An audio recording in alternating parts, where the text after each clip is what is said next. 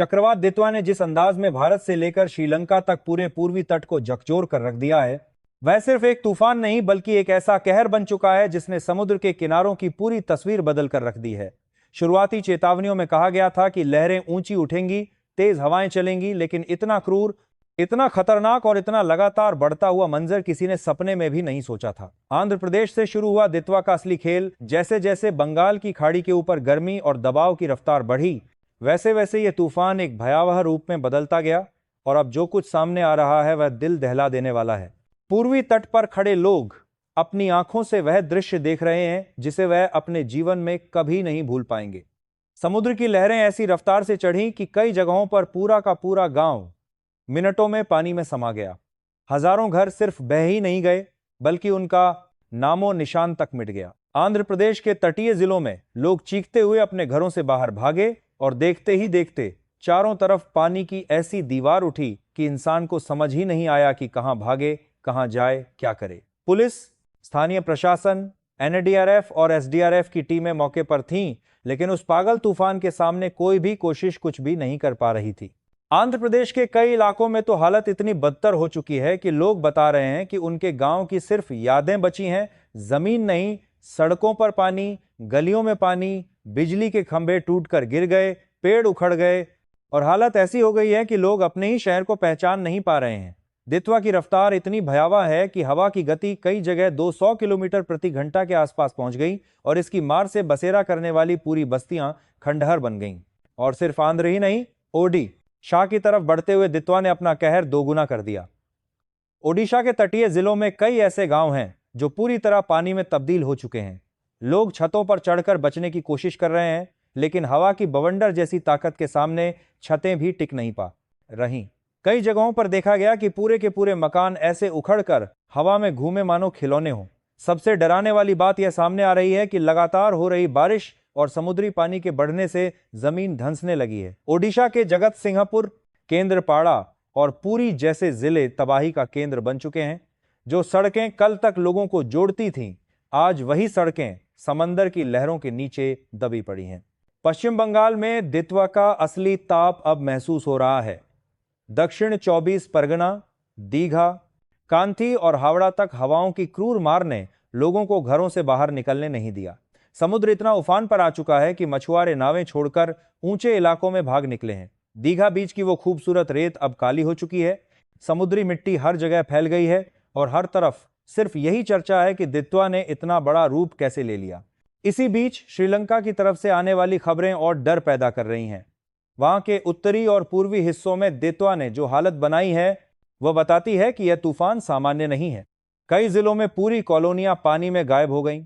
वहां की सरकार ने खुद माना कि उन्होंने पिछले 10 साल में इतनी भीषण तबाही कभी नहीं देखी। श्रीलंका के समुद्री तट पर कुछ ऐसी घटनाएं भी सामने आई हैं जो आशंका को और खतरनाक बना रही हैं। दितवा के चलते भारत श्रीलंका का पूरा समुद्री कॉरिडोर एक भय की सुरंग बन चुका है। जहाजों की आवाजाही रोक दी गई है, मछुआरों को समुद्र में जाने पर पूर्ण प्रतिबंध है और तटीय शहरों में लोगों को रात रात भर जागकर बैठने ना पड़ रहा है। कई गांवों में लोग बता रहे हैं कि दितवा की वजह से ऐसी आवाजें सुनाई दे रही हैं जैसे समुद्र किसी विशालकाय चीज को बाहर फेंकने की कोशिश कर रहा हो। ऐसी गर्जन जिसे सुनकर बच्चों और बुजुर्गों की हालत तक बिगड़ गई है। रेलवे लाइनों पर पानी का इतना दबाव आया कि कई जगह पटरियां उखड़कर दूर फेंक दी गईं। दक्षिण पूर्व रेलवे ने कई ट्रेनों को रद्द कर दिया है, कुछ को डायवर्ट किया गया है, लेकिन असल समस्या यह है कि ट्रेनों के लिए जमीन ही नहीं बच रही। विमान सेवा भी पूरी तरह अस्त व्यस्त हो गई है। उड़ीसा और आंध्र के एयरपोर्ट्स पर दर्जनों फ्लाइट्स कैंसिल करनी पड़ी हैं। एयरपोर्ट के बाहर खड़े लोग कहते हैं कि हवा की आवाज ही डर पैदा करने के लिए काफी है। दितवा के इस कहर के बीच सबसे जरूरी बात यह है कि आप वीडियो को लाइक कर दीजिए, चैनल को सब्सक्राइब कर लीजिए और शेयर बटन जरूर दबाइए ताकि ये चेतावनी और जानकारी ज्यादा से ज्यादा लोगों तक पहुंच सके। साथ ही बेल आइकन दबाना न भूलें ताकि आप तक ऐसी हर जरूरी खबर समय पर पहुंचे। अब सबसे बड़ा सवाल यह है कि दितवा इतना उग्र कैसे हुआ, समुद्र की गहराइयों में क्या बदला और भी कितना बड़ा खतरा सामने आने वाला है, क्योंकि यह तो सिर्फ शुरुआत है। आगे जो तस्वीरें आने वाली हैं उनमें तबाही और भी खतरनाक रूप लेने वाली है। दितवा के कहर की जो शुरुआत हमने देखी वह सिर्फ वार्म अप था। असली तबाही तो अब सामने आनी शुरू हुई है। रात भर समुद्र जिस तरह गरजा है वह साफ दिखाता है कि यह तूफान अभी रुकने वाला नहीं है। जो पानी तटों पर चढ़ा था वह अब शहरों के भीतर तेजी से फैल रहा है। आंध्र प्रदेश के कई अंदरूनी गांवों में लोगों ने बताया कि उन्होंने अपने जीवन में पहली बार ऐसा देखा कि समुद्र का पानी सड़कें तोड़कर खेतों के बीच घुस आया हो और देखते ही देखते पूरा गांव पानी की एक विशाल झील में बदल जाए। घरों के दरवाजे खुले रह गए, दीवारें हिलती रहीं और लोगों को रात के अंधेरे में अपने बच्चों को कंधे पर उठाकर भागना पड़ा। एनडीआरएफ जवानों ने कई जगहों पर नावें उतारी, लेकिन हवा की रफ्तार इतनी तेज थी कि नावें चलाना भी मुश्किल हो गया। लहरें इतनी ताकत से टकरा रही थीं कि खास तौर पर बनाए गए रेस्क्यू बोट तक उलटने लगे। हालत यह हो गई कि टीमों को भी सुरक्षित जगहों पर पीछे हटना पड़ा। दित्वा की ताकत समुद्र में नहीं, अब जमीन पर भी महसूस होने लगी है।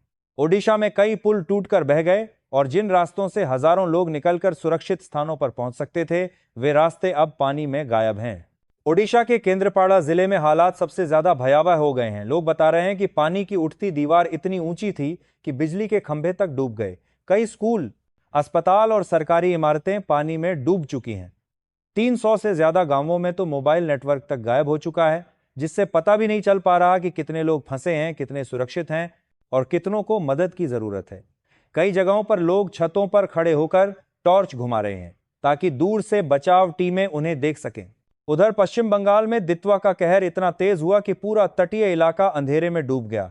रात भर बिजली गुल रही और तेज हवाओं की आवाजें आसमान को चीरती हुई सुनाई देती रहीं।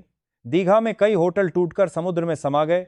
बंगाल के कछार इलाकों में पानी की रफ्तार इतनी तेज है कि लोग अपनी बाइक, कार, ट्रैक्टर सभी छोड़कर ऊंचे इलाकों की तरफ भाग रहे हैं। प्रशासन ने भले ही शेल्टर खोल दिए हैं, लेकिन असल चुनौती यह है कि लोग वहां तक पहुंचे भी कैसे, क्योंकि रास्ते मौजूद ही नहीं हैं। श्रीलंका के तटीय इलाकों से जो वीडियो और तस्वीरें आ रही हैं, वह भारत के लिए चेतावनी का सबसे बड़ा संकेत है। वहां के समुद्र तट पर दित्वा की मार ऐसी पड़ी कि कई गांवों में जमीन ही फट गई। पानी अंदर की तरफ ऐसी रफ्तार से घुसा कि दर्जनों घरों को समुद्र खींचकर ले गया। वहां की सरकार ने आधिकारिक बयान में कहा कि उन्हें समझ नहीं आ रहा कि इस तूफान की ताकत अचानक दोगुनी कैसे हुई। वैज्ञानिक भी इस बात पर हैरान है कि बंगाल की खाड़ी ने इस बार इतना गर्म तापमान क्यों रिकॉर्ड किया, जबकि पिछले हफ्ते तक परिस्थितियां सामान्य थीं। भारत के मौसम वैज्ञानिकों ने साफ कहा है कि दित्वा अभी कमजोर नहीं हुआ है, बल्कि और भी ताकत पकड़ रहा है। इसका केंद्र समुद्र के बीचों बीच तेजी से घूम रहा है और जैसे जैसे यह तट को छूता है, हवाओं की रफ्तार अचानक छलांग मार रही है। कई वैज्ञानिकों ने यह भी चेतावनी दी है कि दित्वा के बाद एक और सिस्टम बनने की आशंका है, जो आने वाले दिनों में दूसरी तरफ से वार कर सकता है। यानी खतरा अभी खत्म नहीं हुआ है, बल्कि एक लंबी लड़ाई बाकी है। इस समय सबसे ज्यादा चिंता उन इलाकों की है जहां नदियां समुद्र से मिलती हैं, क्योंकि दित्वा के दबाव से नदी का पानी उल्टा बहना शुरू हो गया है। यह सबसे खतरनाक स्थिति होती है, क्योंकि इससे बाढ़ सिर्फ तटीय इलाकों में नहीं, बल्कि कई किलोमीटर अंदर तक पहुंच जाती है। ओडिशा, बंगाल और आंध्र के नदी किनारे बसे गांवों में लोग अभी भी पानी के बीच फंसे हुए हैं और बचाव टीमें हर एक मिनट में दर्जनों एसओएस मैसेज पकड़ रही हैं। आर्थिक नुकसान की बात करें तो यह तूफान भारत के लिए कई हजार करोड़ की तबाही लेकर आया है। किसानों की फसलें पूरी तरह बर्बाद हो गई हैं। कई जगहों पर धान के खेत ऐसे डूबे कि मिट्टी तक दिखना बंद हो गया। जो किसान अगले हफ्ते कटाई करने वाले थे, वे अब अपने खेतों को देखते हुए सिर्फ रो सकते हैं। पशुओं का नुकसान अलग है। हजारों मवेशी बाढ़ में बह गए या घायल हुए। गांवों में पानी इतना तेजी से आया कि लोग अपने जानवरों को खोलकर भी नहीं ले जा पाए और देखते ही देखते पूरा पशुधन पानी में गायब हो गया। रेलवे रूट्स के बाद अब हाईवे भी पानी में टूट चुके हैं। आंध्र और ओडिशा के बीच जोड़ने वाला नेशनल हाईवे 16 कई जगहों पर टूटकर उखड़ गया है। बड़ी गाड़ियां भी पानी में तैरती दिखाई दी और पुलिस को बड़े बड़े बैरिकेड्स लगाकर पूरा रास्ता बंद करना पड़ा। एयरपोर्ट की रनवे इतनी गीली हो चुकी है कि लैंडिंग करना खतरनाक हो गया है, इसलिए फ्लाइट्स रद्द हो रही हैं और लोग एयरपोर्ट पर फंसे बैठे हैं। कई परिवारों के बच्चे रो रहे हैं और कई बुजुर्गों की तबीयत बिगड़ने लगी है। दित्वा के बीच सबसे डराने वाली बात यह है कि कई जगहों से रहस्यमय आवाजें, चमकती हुई लाइटें और समुद्र के अंदर से आने वाली अजीब कंपन की रिपोर्टें मिल रही हैं। वैज्ञानिक कह रहे हैं कि दबाव में अचानक हुए बदलाव से समुद्र के अंदर ऐसी अजीब घटनाएं सामान्य होती हैं, लेकिन स्थानीय लोग इसे किसी अनजानी चेतावनी से जोड़कर देख रहे हैं। कुछ इलाकों में तो लोग कह रहे हैं कि दित्वा सिर्फ तूफान नहीं, किसी बड़ी चीज का संकेत है। हालांकि अभी तक किसी एजेंसी ने इस बात की पुष्टि नहीं की, लेकिन डर का माहौल हर तरफ फैल चुका है।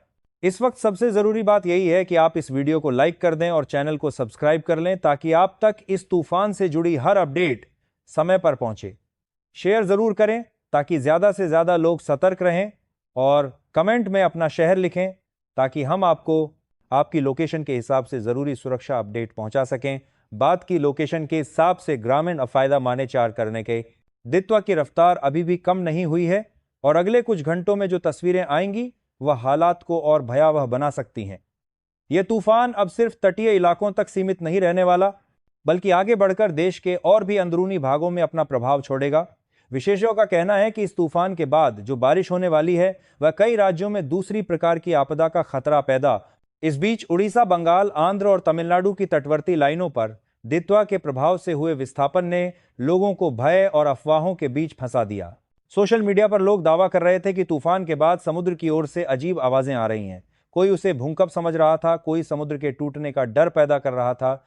लेकिन कुछ मछुआरे जो दित्वा के गुजरने के बाद तट पर लौटे, उन्होंने एक और सनसनी फैला दी। उनका कहना था कि तूफान की रात समुद्र की सतह पर कोई विशाल चीज तैर रही थी जिसकी चमकती हुई नीली लकीर कई किलोमीटर दूर से भी दिखाई दे रही थी। किसी ने उसे समुद्री दानव कहा, किसी ने परग्रही जहाज की परछाई। सरकार ने इन दावों को अफवाह बताया, लेकिन वैज्ञानिकों ने इस बयान को ध्यान से नोट किया क्योंकि भाग 1 में मिले उस रहस्यमय जीव में भी हल्की नीली चमक मौजूद थी। वैज्ञानिकों ने जब ड्रोन को समुद्र पर गहराई तक भेजा तो एक चौंकाने वाला तथ्य सामने आया। समुद्र के लगभग 30 किलोमीटर अंदर एक बहुत बड़ा गड्ढा दिखाई दिया जिसकी चौड़ाई लगभग फुटबॉल स्टेडियम जितनी थी, लेकिन गड्ढे का आकार किसी उल्कापिंड जैसा नहीं था। वह पूरी तरह गोल था, जैसे कोई विशाल चीज समुद्र की सतह को धक्का देकर नीचे की ओर धंस गई हो। यह खोज अब उस रहस्यमय जीव से सीधे तौर पर जुड़ती दिखाई देने लगी थी। आखिर क्या तूफान ने किसी ऐसे जीव या संरचना को ऊपर धकेला था जो सामान्य परिस्थितियों में कभी दिखाई ही नहीं देता? उधर श्रीलंका ने भी एक ऐसी ही रिपोर्ट भारत को भेजी जिसने मामला और पेचीदा कर दिया। वहां के पूर्वी तट पर भी दित्वा की टक्कर के बाद मिट्टी में मिली आकृति भारत वाली आकृति से पूरी तरह मैच कर रही थी। दोनों देशों में मिले पैटर्न की समानता ने संकेत दे दिया कि यह कोई स्थानीय घटना नहीं बल्कि एक बड़ा समुद्री जैविक आंदोलन है जिसके बारे में न तो इतिहास में कोई रिकॉर्ड है, न ही विज्ञान के पास कोई स्पष्टीकरण। श्रीलंकाई वैज्ञानिकों का दावा है कि तूफान से पहले समुद्र ने असामान्य रूप से गर्मी छोड़ी थी, जो किसी बड़े जीव की हरकत या किसी विशाल ऊर्जा स्रोत का संकेत भी हो सकता है। अब सवाल यह उठ रहा था कि क्या दित्वा सिर्फ एक प्राकृतिक चक्रवात था या ये किसी ऐसी गहराई तक छिपी जैविक गतिविधि से जुड़ा था जिसे कभी दुनिया ने समझा ही नहीं। वैज्ञानिक टीमों को इस बात का डर था कि यदि यह जीव या यह समुद्री संरचना तूफान के साथ सतह पर आई है तो क्या यह फिर से सक्रिय हो सकती है। दित्वा ने समुद्र के अंदर की प्राकृतिक परतों को जितना उथल पुथल किया है, उससे लगता है कि गहराई में मौजूद कई जैविक परतें पहली बार खुल चुकी हैं और उनका प्रभाव अब सिर्फ समुद्र तक सीमित नहीं रहेगा। भारत और श्रीलंका दोनों देशों ने समुद्री निगरानी डेटा साझा करना शुरू कर दिया है और नए रडार तैनात किए गए हैं ताकि किसी भी असामान्य गतिविधि को तुरंत पकड़ लिया जाए। भारत सरकार ने सभी तटवर्ती क्षेत्रों पर हाई अलर्ट रखा है और वैज्ञानिकों को लगातार 24 घंटे की निगरानी में लगाया गया है। यदि यह जीव वास्तव में सक्रिय है या उसका समूह कहीं मौजूद है तो अगली हलचल किसी भी समय हो सकती है। वैज्ञानिकों को डर है कि यदि यह जीव तूफान के केंद्र की ऊर्जा से जुड़ा है तो संभव है कि यह भविष्य में और भी बड़े चक्रवात उत्पन्न करने में भूमिका निभा सकता है। यह संभावना भयावह है क्योंकि इसका मतलब होगा कि चक्रवात जैसे प्राकृतिक जलवायु अब पूर्णतः प्राकृतिक नहीं रहेंगे। भाग 3 का यह अंत अब कहानी को उस कगार पर पहुंचा चुका है जहां आने वाले क्षणों में ही असली खुलासा छिपा है। क्या दित्वा ने हमें एक नई प्रजाति से परिचित कराया है? क्या समुद्र के नीचे सदियों से कोई ऐसा विशाल जीव या प्रणाली मौजूद थी जो तूफान की ऊर्जा से जाग उठी? क्या भारत और श्रीलंका के तट भविष्य में और भी बड़े खतरे की ओर बढ़ रहे हैं? अगर आपको यह धमाकेदार एक्सक्लूसिव पसंद आया हो तो चैनल को लाइक करें, सब्सक्राइब करें और बेल आइकन दबाएं ताकि अगला अपडेट सबसे पहले आपके पास पहुंचे और कमेंट में अपना शहर जरूर लिखें।